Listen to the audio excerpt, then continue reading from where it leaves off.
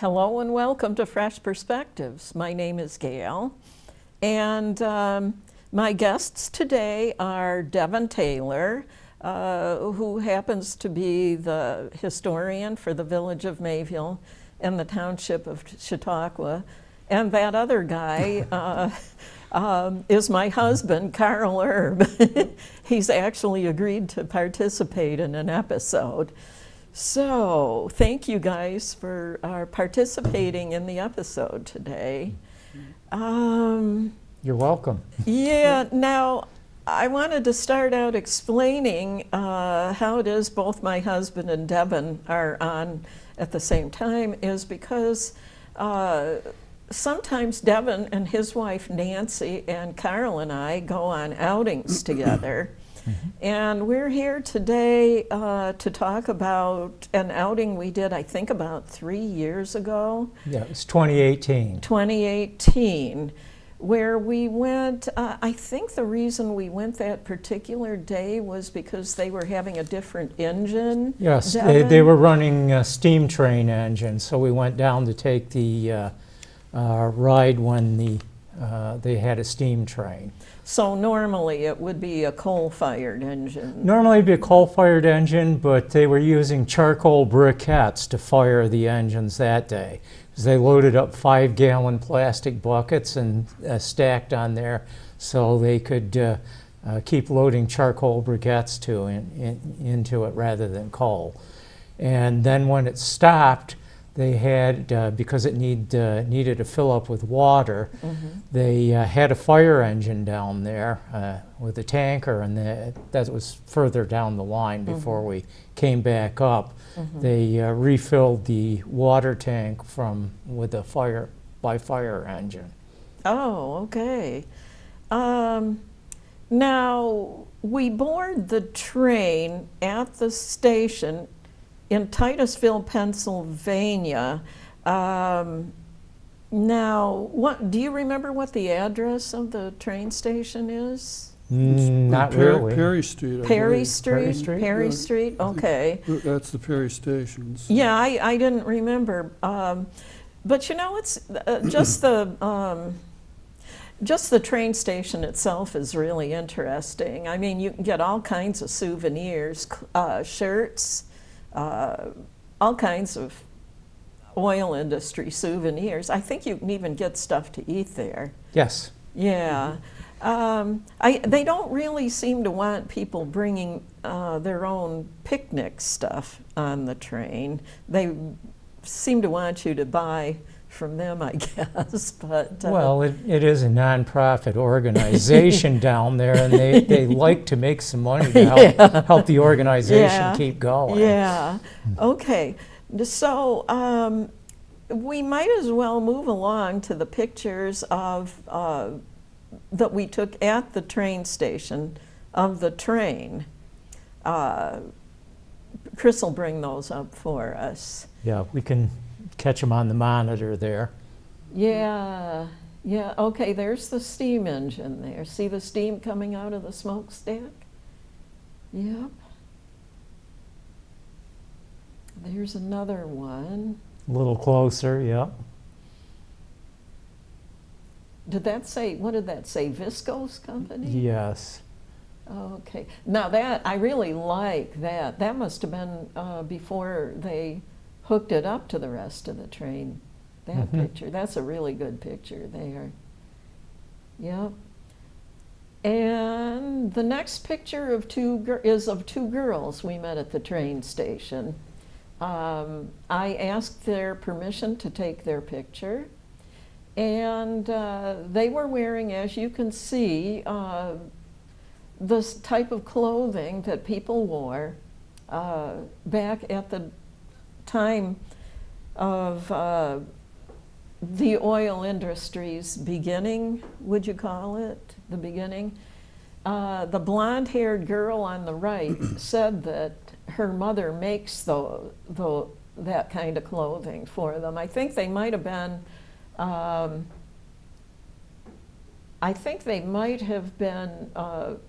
people who had a job of actually dressing like that. and they must have been on the train with us the whole ride down, because they were also there at the other end of the line near Oil City at the Rind Farm. We saw those same two girls there, so they must have taken the train ride with us. But I thought that was so interesting, and I just had to take a picture of them. So then we've got pictures of some of the cars on the train. That one says Wabash Cannonball. And that says Oil Creek and Titusville Railroad. Captain Andrew B. Funk. Would Andrew B. Funk be somebody from way in the past? You don't I really don't know. So Something you to can look see into. over to the right-hand side of the picture, you can see where the platform is that you go up onto so that you can safely board the train. That's on the level with the train. So I think that's pretty much all for now. We have a couple other pictures. We have some other pictures for later in the episode. Okay, so now the first stop was, you don't go very far until you stop again at the Oil Museum. People can also get on and off the train at the museum also, I believe. I Yes, seem to yes, remember. yes, you can. Yeah. Yeah, it's the Oil Creek State Park and the Is that Drake what it's w- called? Oil Creek State Park. and Okay. then it's the I guess the Drake Museum. Right. Yeah, there's a museum there. Now, I remember they have a bunch of equipment inside the building that you can look at, and like things they used to transport materials and things for the oil industry in and like that. Well, they've got quite a variety of things Yeah. inside that. Yeah. They've even got a little whale oil, which was used for lamps Mm-hmm. prior to the oil industry coming in and them developing kerosene, so that you can actually smell the whale oil. Of course, the whaling industry took out, to a large extent, the population of whales. So, So finding another source of oil was a good well, thing yeah, then. Yeah, something else, something else that they could Yeah. light with. Yeah. And then throughout the yard too, at the museum, They there's all do. kinds of equipment. There's old tankers and derricks on display, and And the first oil well, the Yeah. not Colonel Drake. Right. Yeah, we've got a picture of the first oil well in Colonel Drake, and they do have a Yeah. reproduction of that. There's a small room that you can go in. Oh yeah, that's the Drake well right there. But that is still there, and it is at the museum. But another thing I wanted to say about that you can do inside the building is there's a movie. There's a room you can go in to watch a movie about Colonel Drake. who's the actor that? Vincent Price. Vincent Price of Vincent all people. Price. Yeah, I always think of him in associated horror films. with Yes. him with horror movies, but he played Colonel Drake. And there was another guy in there that I recognized. It was, he looked really young there. It was that actor that played the captain on that Gilligan's Island television program. He was in that movie. Yeah. Yeah, I remember that. yeah, he was. So that was pretty interesting. But it was all of this. It's a really interesting movie. So if you get a chance to get down there and watch it, you really should. I mean, people were taking advantage of Colonel Drake left and right. People that were like shysters and like that, ripping him off for money. But I remember he was always wearing that top hat in the movie. And one day, he sat down and he took his hat off and he was looking at the inside of it, and all of a sudden it like gave him an idea of how to drill for oil. They were doing all this stuff like trying to hand dig. Yeah, well, they knew there oil was oil there because there were oil pits that were used by the Indians. They used it primarily for medicinal purposes. And there's still some of those there that you can go see on the area, but they used hand skimmers, and then in the early oil industry, they skimmed by hand or gathered with cloth, but that was really an inefficient way of getting oil. Oh, yeah, so, definitely. So, yeah, he got the idea of drilling for oil. And then, of course, they had problems with water leaking in the, leaking into the well and contaminating it. And that's where Uncle Billy came in. Uncle Billy. Well, that's what they called him. He was a blacksmither, and he drilled water wells, and he came up with similar to how they sealed water wells. When you go down through the dirt and then you hit the rock, that's the area where the water can seep in. So he came up with it was a bag of, I think it was linseeds, some kind of seed that you put down around the connection between the where the oil well went down and then the rock was, and then that would swell up and keep the water from going down in, and that really made drilling for oil and extracting oil very, much more feasible. And of course, those giant pits went down there too, where they tried to dig down. And then some of the people almost drowned in them and like that because the water started filling in. Oh yeah, well yeah, they thought they could just dig these huge wells down in, and of course the groundwater came in there too. But yeah, one of them's still there and quite accessible. You can go look at it. Oh, I don't remember. I guess I didn't see that. I didn't notice that. And then they have like a gift shop too there, another place where you can buy souvenirs. Isn't that where you got the book about coal oil, Johnny? Yeah, you might want to hold that up so Randy can get that on camera. Yeah, hold it up for him. That camera, yeah. Coal Oil Johnny, his book. We'll be talking about Coal Oil Johnny shortly. Yeah, Coal Oil Johnny, he wrote this book. You can put it down. It was published in 1902, and this was a reproduction that came out in 1994 of the book, but it was available there at the gift shop at the Drake. The Drake Well Yeah, you can Museum. get all kinds of stuff. You can get gemstones. Semi-precious gemstones and all kinds of really cool stuff there. We even got a couple of fridge magnets there that's on our refrigerator at home. But anyway, moving along, the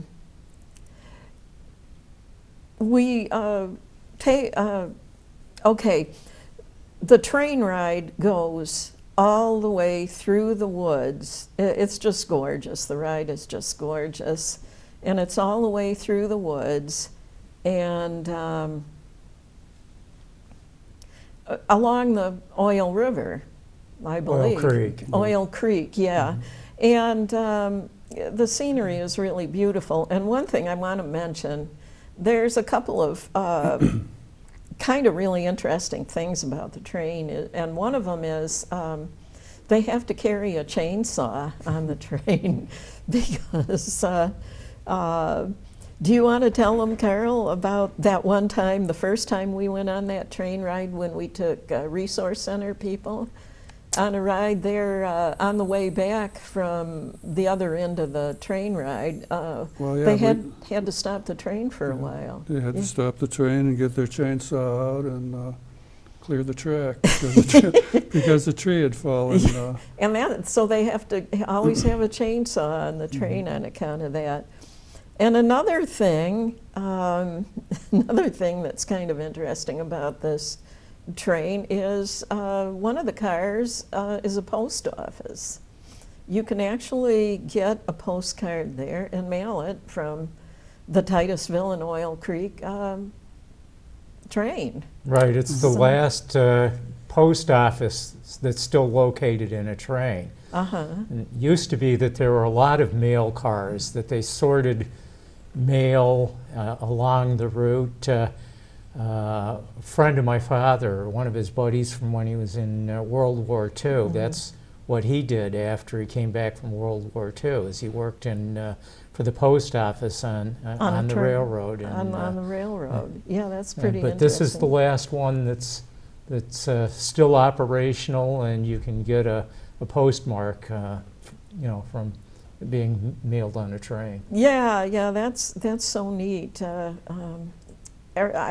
I usually get a postcard and send it to somebody from there. One time, my son, I know, when we went on the ride with a bunch of family members, my son mailed a postcard to somebody from the train. So it's kind of fun.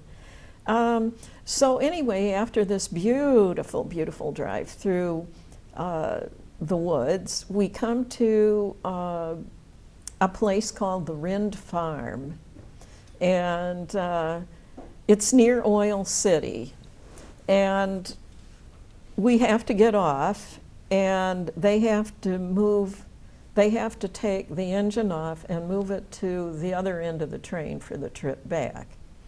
So there's a bunch of interesting things there, and one of them is, would you want to bring up that picture of Coal Oil Johnny's house, Chris?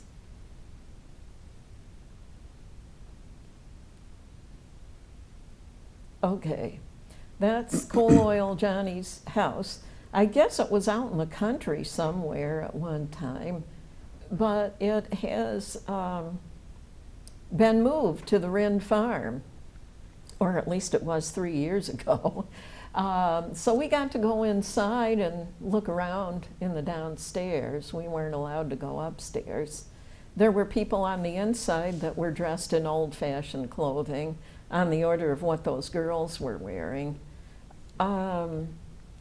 So anyways, this is where we're going to hand the program over to Karl. Well, just in case people don't know what coal oil is, that is now known as kerosene, and that was what the lighting was all about. Sorry to interrupt here, Karl. And that was why it had something to do with him being called Coal Oil Johnny. So, Karl, you can tell us who Coal Oil Johnny was. Well, Coal Oil Johnny was a young man that grew up in the oil region. He was born in 1843, and at age, when he was a year and a half old, he was adopted by a couple, the McClintocks, who had a farm over on Oil Creek. And so he moved over there and lived with them, worked on the farm, went to school in the area. And when he was 12 years old, Mr. McClintock died.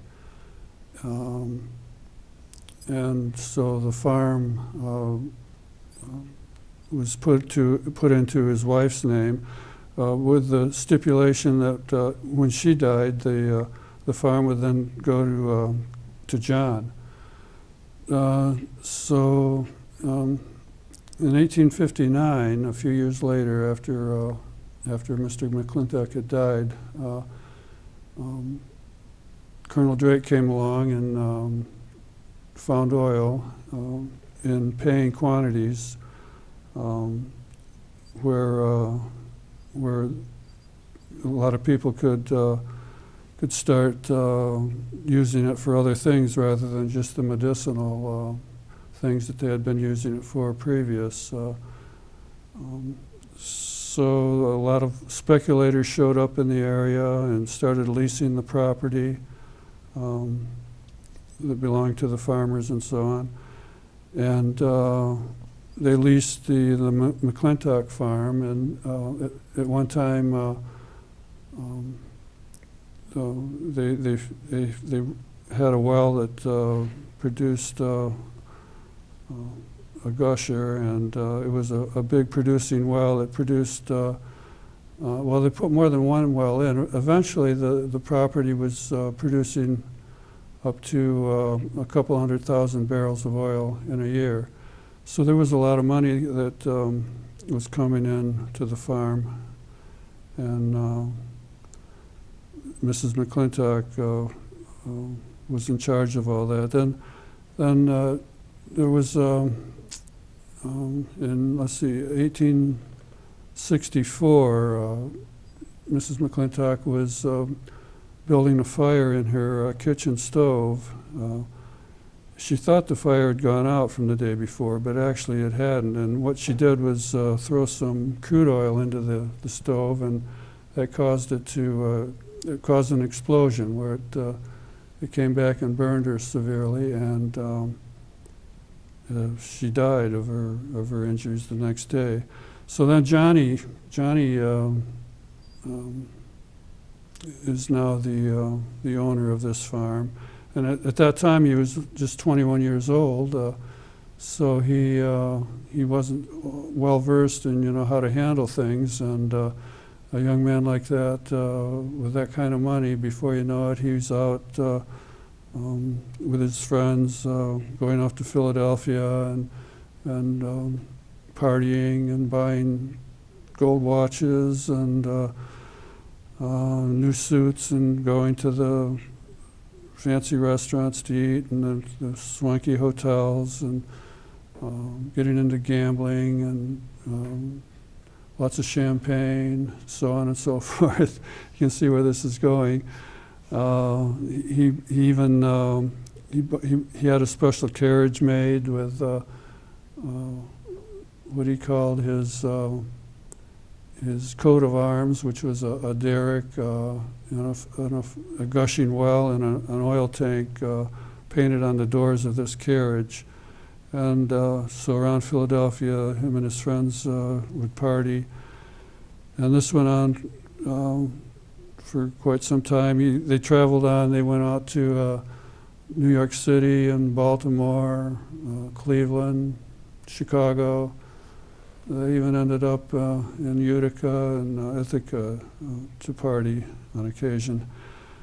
And he had other people that were running the farm for him then, but of course all the shysters started to get involved, and the lawyers and the real estate agents.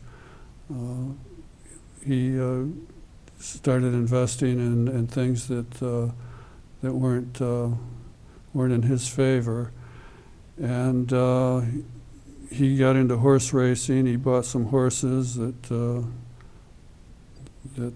weren't didn't know how to run, didn't ever win any races. So he eventually he lost the farm. That was in, let's see, 1866. He tried to sell the farm. He had a deal going where somebody was going to pay him. In this book here, he says he's going to get paid $1,200,000, which I guess would be what we would say was 1.2 million. Is the way we would describe that today. But so he didn't. It didn't work out for him, and he ended up losing the farm. And then in 1868, he finally had to declare bankruptcy, and he went on from there. He went back to working in the area as a teamster. He hauled barrel staves for a while, for a few years, and then he went into being an agent for the railroad. And finally, he ended up going out west. I think he ended up in Nebraska. It was the last I found him to be located. And then he wrote this book in 1902 that was published, telling his side of the escapades. Of course, when he was back running around in Philadelphia, the papers would like to write exaggerated stories about what he was doing. So he put out this book to try to counteract some of the misinformation that had been put out at that time. But Well- yeah, he was just one of the characters in the oil fields at that time. There were a bunch of other ones. Yeah, I remember reading part of a page in the book, I think it was yesterday, and it said it was where he was giving young people advice not to be like he was. So Yeah, actually, he was a very kind-hearted person. A lot of the money that he had, he gave it away to friends. He was just a little too gullible, and the con artists and the lawyers took advantage of him. Yeah, well, you hear that about people who win the lottery. All of a sudden, all their friends want some of the money. Yeah. So, but anyway, so it's it's such an interesting place just to be at the Rind Farm. Also, there was somebody else that was somehow involved, that there was a town named after somebody by the last name of Rouse. Oh, Rouseville. Rouseville, yeah, Mhm. Rouseville. Henry Rouse. He started out, I think he was actually from Westfield originally, and I think he was going to get into the timber industry, so I believe he just walked, the story was he walked down into Pennsylvania there and started working in the forests. And then he got involved with the oil industry and leased some property and had some gushers and was doing quite well with all his investments. And I guess one evening one of his wells came in as a gusher, and so it was spraying oil all over the place. So he and some others went out to watch it. And unfortunately, the well blew up, or it caught on fire, and so it was raining down fire on him, and he got severely burned. And they got him to a place, into somebody's house, but it was obvious he wasn't going to survive. So he made out his will at that time before he actually died, and he willed most of his money. I think he willed it to the township there. I'm not sure just which one it was. If it was Venango. Oh, that's a county. Yeah. Anyways, I think the money that he willed is still in a trust, being used to down there in Pennsylvania in one of the counties to maintain the roads and so on. And then But- we wound up finding out that he's buried Yeah, in a cemetery in Westfield. yep, he's So- back in Westfield. One day, the four of us went and looked for it, Mhm. and found it. Yep. Yeah, so that was pretty interesting too. So anyways, after you get through at the Rind Farm, they were passing out cookies. It was kind of a special occasion because of them using the different engine on the train, right? Yes. So they were passing out cookies there and like that. That's another place where you can get snacks, is Yeah. down at the Rind Farm too. Yeah, you must like the snacks pretty well. You keep talking about them. Devon is always teasing me about stuff. Okay, so anyway, so then, we got back on the train and we went back to Titusville. And we hadn't had any lunch yet, so that's why I had to have some of those cookies at the Wren Farm. We left home at 7 o'clock that morning for that train ride. So anyway, we had brought, there was picnic food that we brought waiting in the car for us, so we had to find a place where we could eat it, so we drove to a place called Pit Hole, and they have a pavilion with picnic tables where you can eat your lunch. And Devon has brought a book about Pit Hole, the vanished city, and it really has vanished too. If you go to Pit Hole, the buildings are all gone. All that's there is a museum that somebody's built in more recent years. And In a field. and that pavilion, yeah. You know, it's kind of interesting because if you go out in the field, Well, you can walk all the main streets. all of the street, it's marked where all of the streets are, but basically it's a ghost town, but the buildings are all gone. Devon, why don't you? This was one of the oil boom towns. Why don't you, Devon, tell the viewing audience about the oil boom towns? Well, a little bit. Pit Hole in particular was very famous. After the excitement down in the oil city area grew and the wells were producing less, they found oil a bit upstream at Pit Hole. And it was just farms at the time. People came in, they started leasing, fortunes were made. And it grew into quite a city. It went up to over 15,000 people. And it only lasted about 15 years before it ceased to exist. But there were all sorts of characters that are there. You might remember Ben Hogan and French Kate.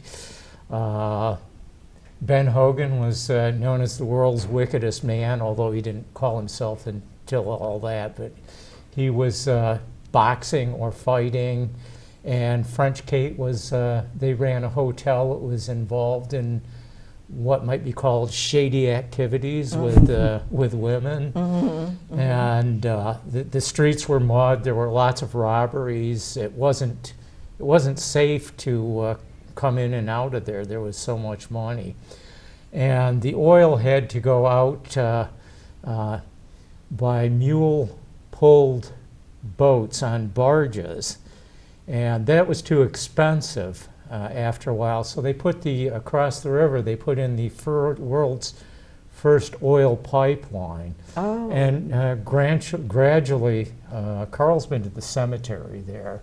Is that the one that's just down the road from the Pit Hole Museum? Right. I went there. It's kind of hard to find, but yeah. I went there with. I was there with you. Yeah, we stopped there a few times. Mm-hmm. Yeah. Yeah, but there's so it's quite an interesting place if you think about the portrayal of the Wild West. Well, Pit Hole was every bit as wild as the wildest of the Wild West. So yeah, there were stories about that pipeline. That, of course, the Teamsters were against having the pipeline put in because that was taking their occupation away. So there were problems with the pipeline getting blown up or cut, and I guess actually people were killed when they were installing that pipeline because of the Wild West attitude that prevailed at that time. Yeah, there was something about something called nitroglycerin. Oh yeah, torpedoes. That was used in the that was an early form of fracking, actually. Was it? Sort of. They would have a canister of nitroglycerin that they would, once a well started to slow down, they needed to open it up a little more. They would drop these, what they called a torpedo, a canister of nitroglycerin down into the well, and hopefully it would explode and then break open the strata down there and allow more oil to flow in. And of course, there were a few occasions when the nitroglycerin blew up before it got to the well, and there would be people dead along the road That were because of it. transporting it, Yeah. right? Yeah. Yeah, it was a dangerous job. We do have some pictures of an oil well. Yeah, and, let's bring those up. yeah, there's an oil well that's just come in. They gush like crazy, and it's very hard to shut them off. And we've got a picture also of the railroad down in that area. That's the Western New York and Pennsylvania Railroad, which interestingly is the one that ran through Mayville. And they put it in as another outlet for the oil industry to move oil up through the area. The Dunkirk, Allegheny Valley, and Pittsburgh Railroad came in first to access Chautauqua Lake area, Buffalo, so on and so forth. But that was blocked for a number of years by a company that didn't want the easy transportation of freight. So Dunkirk, Allegheny Valley, and Pittsburgh Railroad was the first, but the Western New York and Pennsylvania, which became the Pennsylvania, it had about 14 different names during its life. I think we've got one more picture here too.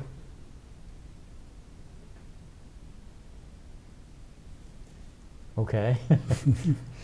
Okay, he'll look for it. No, that's okay. You've got another book there? Oh, the Old Times in Oildom book? Yeah, yeah. This is kind of interesting. This was written in 1902 by a historian. There's a lot of interesting books about the oil industry. This mentions a number of different things that took place.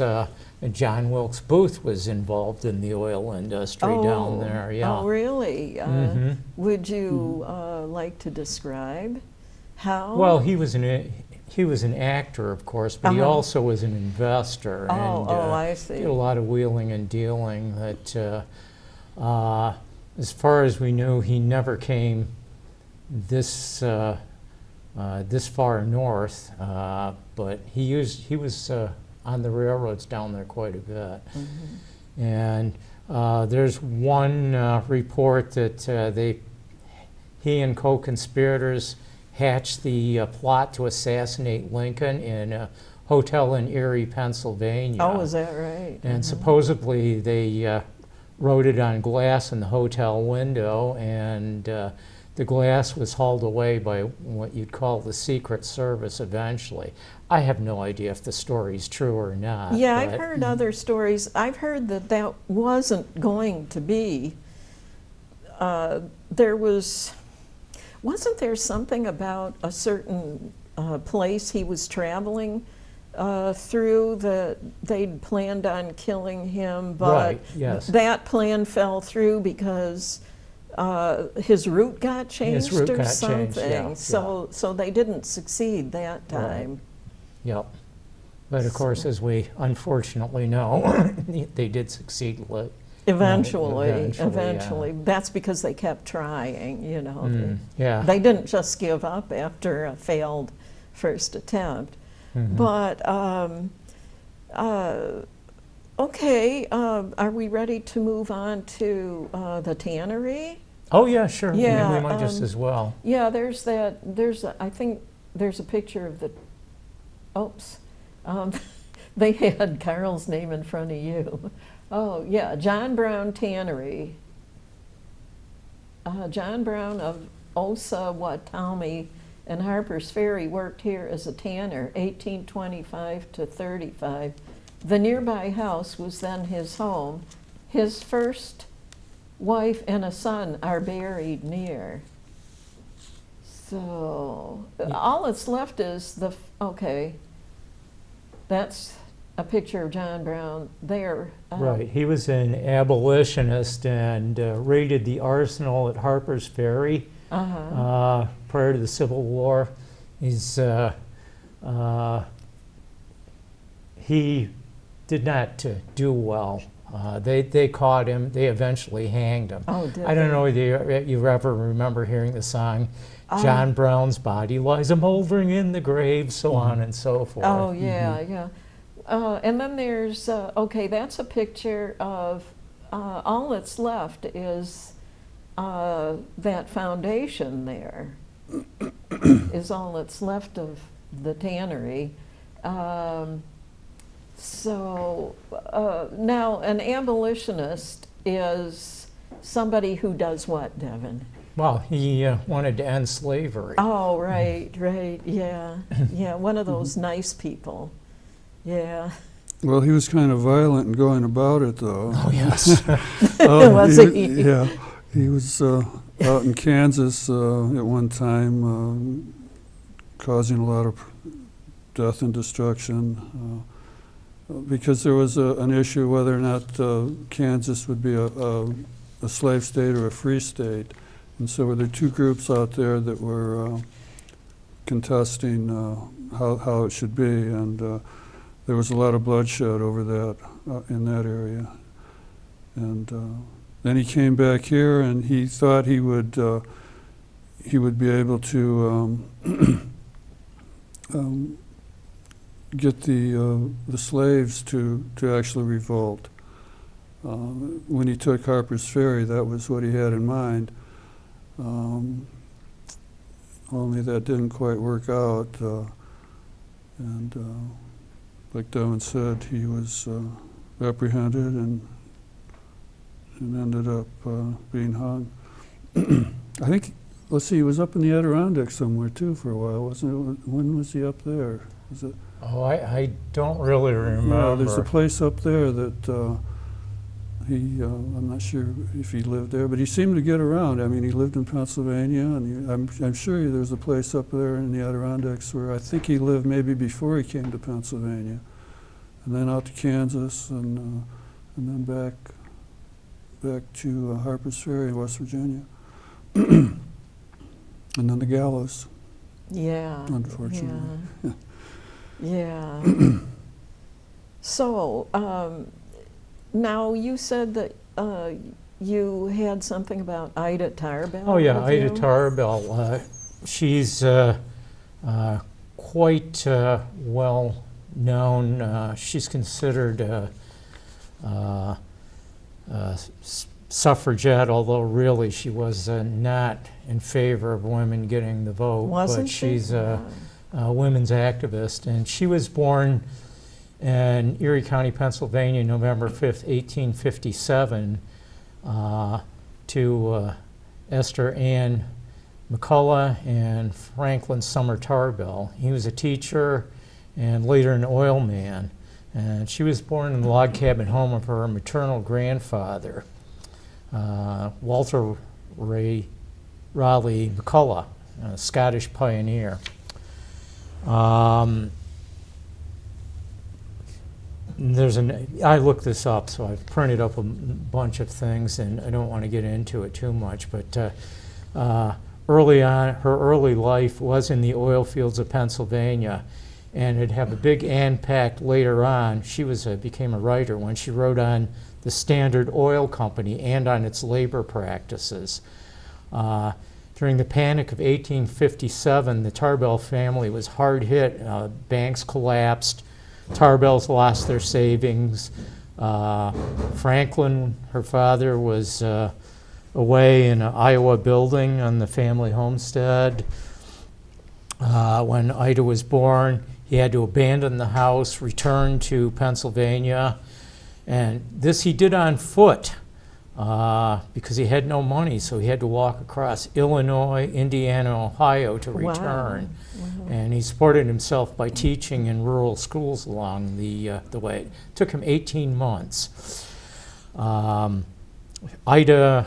reportedly didn't recognize him when he got home as her father. But when the gold rush started in 1859 with Colonel Drake's discovery and all of that, their fortunes took a good turn. They lived in the western region where oil fields were developed, and Franklin Tarbell, he first used his trade to build wooden storage tanks. They lived in a shack with a workshop for Franklin, an oil field with 25 oil wells.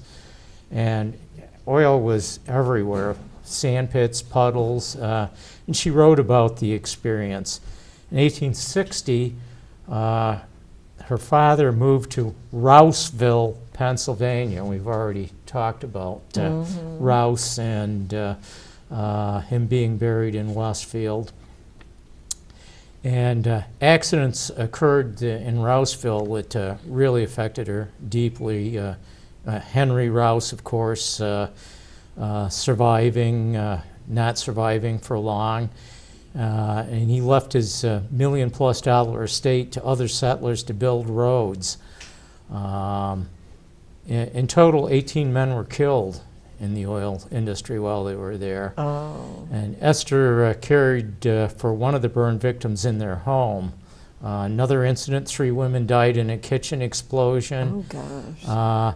She was supposedly not allowed to see the bodies, and she was still young at this time, but she snuck into the room where the women were awaiting burial, and she had nightmares the rest of her life from seeing those badly burned bodies.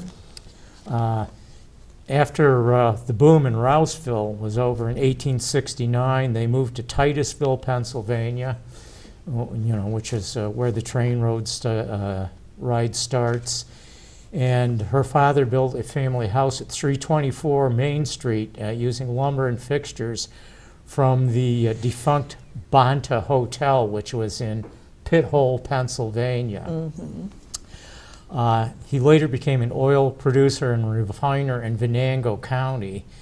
And his business, along with those of many other small businesses, was adversely affected by the Southern Improvement Company scheme, which is about 1872, between the railroads and more substantial oil interest, where what was known as the Cleveland Conquest or the Cleveland Massacre took place. Standard Oil, John D. Rockefeller, who was quite famous at the time, and that was his company. They absorbed 22 of its 26 Cleveland competitors. And later on, she would vividly recall in her writing the leaders of unfair tactics to put her father and many small oil companies out of business. And John D. Rockefeller and his associates were well known for that. They had a rail car that in the area that they went back and forth on. They had hired what you might call thugs to deal with people. Oh. So he built his fortune on that. Of course, later on he became somewhat of a philanthropist, and a lot of the family did become philanthropic. But anyway, the Southern Improvement Company worked with the railroads to raise the rates on oil shipment for independent oil men. And in the meantime, the South Improvement Company got discounts and rebates to offset the rates and put the independents out of business.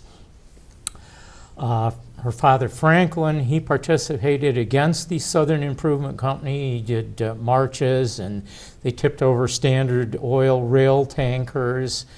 The government of Pennsylvania eventually moved to disband the South Improvement Company.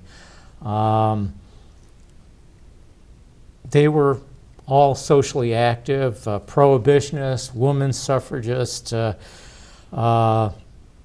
They read a lot, Harper's Weekly, Harper's Monthly, New York Tribune, Police Gazette, so on and so forth. Ida, she was quite intelligent but undisciplined. She didn't pay much attention in school and was quite often truant until she was set straight by a particular teacher.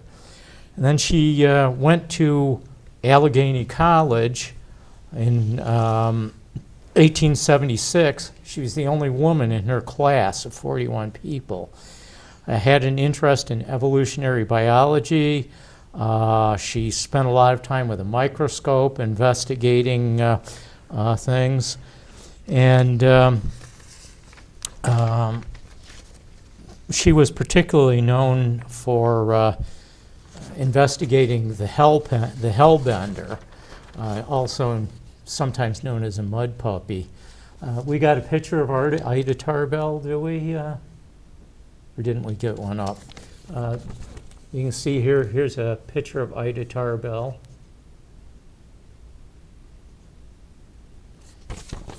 Gives a little bit more about.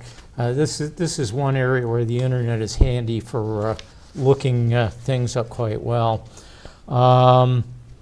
She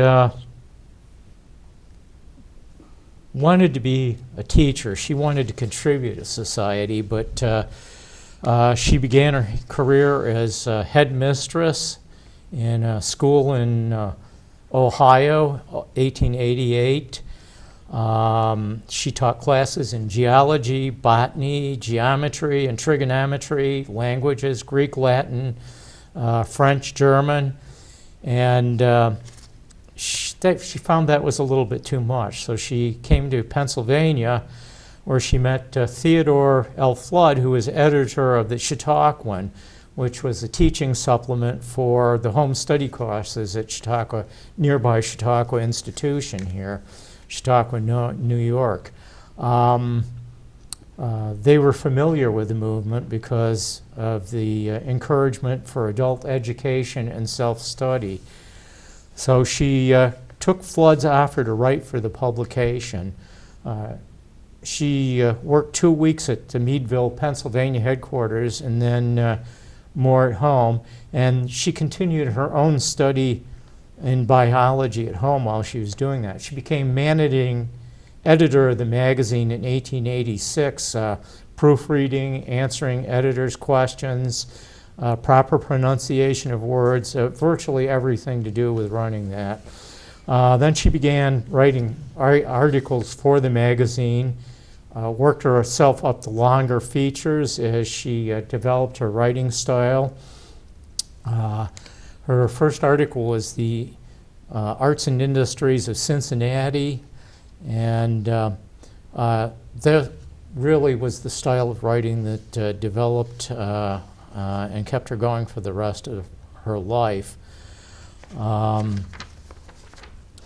Eventually, she became a fairly successful writer. And by the turn of the 20th century, she was working for McClure's magazine, and she began an effort to expose the ills of American society. And she recently published a series on crime in America, and we're looking for another big topic to cover. So they decided to look into the growth of trusts. Steel and sugar were considered before they settled on oil. There were a number of reasons why the magazine wanted to publish a story on Standard Oil, but in particular, Ida Tarbell's firsthand experience with life in Pennsylvania oil fields and the fact that Standard Oil was a trust represented by one person, John D. Rockefeller, and might make the story easier to follow. She traveled to Europe to meet with McClure and get his buy-in for the idea.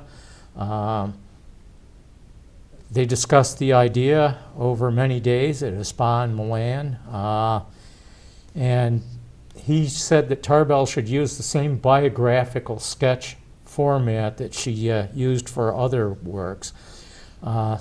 She handed, once she got back to the United States, she handed over the desk editor role to somebody else in 1901 and began a very meticulous investigation with the help of an assistant into how the industry began, Rockefeller's early interest in oil, and the Standard Oil Trust.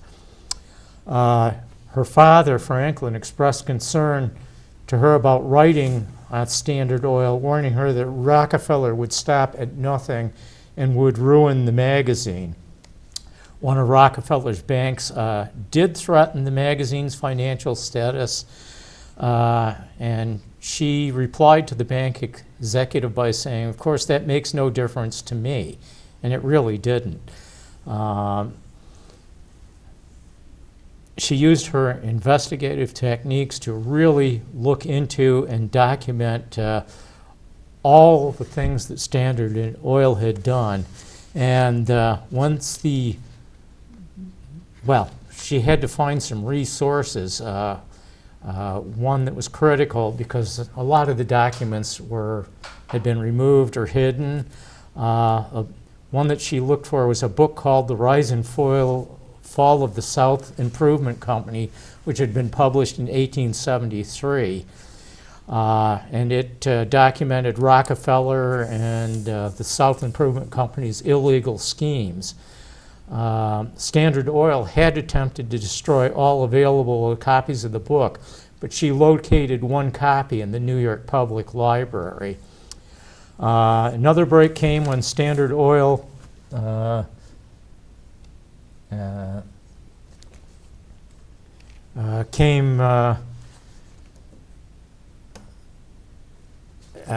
we're getting down on time. Well, no, we're allowed to run over a few Well, minutes. we won't run over a few minutes. What we'll just do is we'll say that she published the history of Standard Oil, and it ruined the reputation of John D. Rockefeller.